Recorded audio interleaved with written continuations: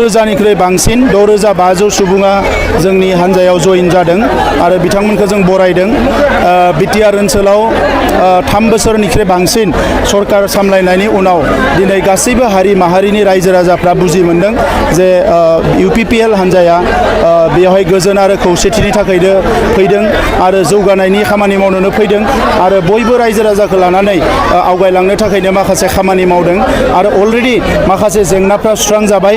दा बे गासैखौबो नोजोर होनानै रायजो राजाफ्रा लोब लोब फैदों। श्रीरामपुरनिफ्राय लानानै पासनय सेरफांसिम मोनफ्रोमबो समस्तियाव गोबां जयनिं जागासिनो दङ आरो बिथांमोना हास्थायदों जे 2025आव इउपिपिएलआ सरकार दानांगो। दा नंखायनो गासिबो हारिनि रायजो राजाफ्रा लोब लोब जोंनि दोलोआव हाबफैगासिनो दङ। जों बिथांमोनखौ बरायदों आरो जों मिजिंथिदों फैबाय थानाय समाव इउपिपिएल हान्जाखौ आरोबाव गोख्रों खालामनानै बिटिआर ओनसोलनि जोंनि माहारिजों लोगोसे गुबुन गुबुन माहारिनिबो जौगानायनि खामानिफोरखौ जों गोख्रोङै मावलांनो हागोन।